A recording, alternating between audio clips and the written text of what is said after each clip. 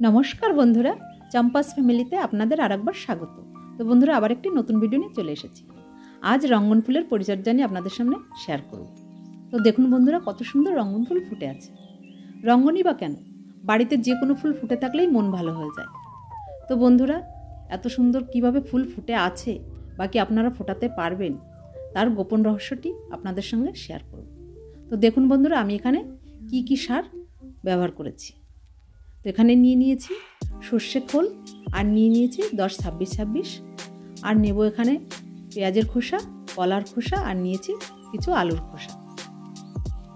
তো বন্ধুরা, এখন যেটি করতে হবে, আমি কিছুটা এখানে মাটি ঘষে নেব। তো আমি আগেই এখানে জৈব সার ব্যবহার করেছিলাম। তখন আমি ব্যবহার করেছিলাম কিছু পেঁয়াজের খোসা, আলুর খোসা, আর কিছু কলার খোসা, আর কিছু সর্ষে খোলের গুঁড়ো। তো বন্ধুরা, অনেকেই রাসায়নিক সার ব্যবহার করে থাকেন, আমি বলবো একটু জৈব সার ব্যবহার করে দেখুন। আমি জৈব সারটাই বেশি ব্যবহার করি, তাতেই আমার ভালো রেজাল্ট আসে। তো বন্ধুরা, আমি গোড়া থেকে অনেকটা দূরে কিছুটা কুচে নিয়েছি, আর এখানেই আমি সারটি প্রয়োগ করে দেব। তো বন্ধুরা দেখুন, আমি এখানে খোলটা গুঁড়ো করে নিয়ে এসেছি। এখানে আমি দিয়ে দেবো 2 চামচ মতো খোল গুঁড়ো, আর দিয়ে দেবো এখানে 2 চামচ মতো 10-26-26। তো এখন বলতে পারেন বন্ধুরা যে আমার গাছটি টবে, তো আমি বলবো সেম প্রসেসিং, একইভাবে আপনারা সার প্রয়োগ করবেন। তো এখানে দিয়ে দিলাম খোল, আর এখন দিয়ে দেবো আমি এখানে আলুর খোসা। তো বন্ধুরা, এখানে আলুর খোসাটা দিয়ে দিলাম, দিয়ে দেবো কলার খোসা, আর দেবো পেঁয়াজের খোসা।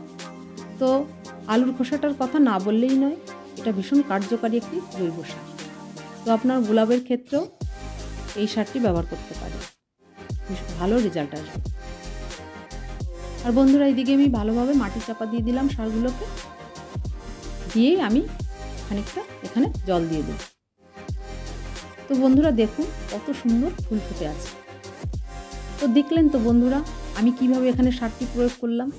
আপনারা এই সেমভাবেই সারটি প্রয়োগ করবেন, আর বাড়িতে এত সহজেই গাছ ভর্তি ফুল ফোটাতে পারবেন।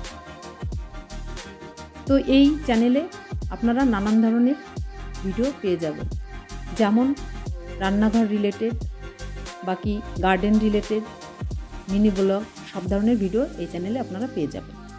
তো ভিডিওটি যদি ভালো লেগে থাকে, অবশ্যই করে চ্যানেলটিকে সাবস্ক্রাইব করবেন, আর বেল আইকনটা বাজিয়ে দিয়ে পাশে থাকবেন। ভালো থাকবেন, সুস্থ থাকবেন। নমস্কার বন্ধু।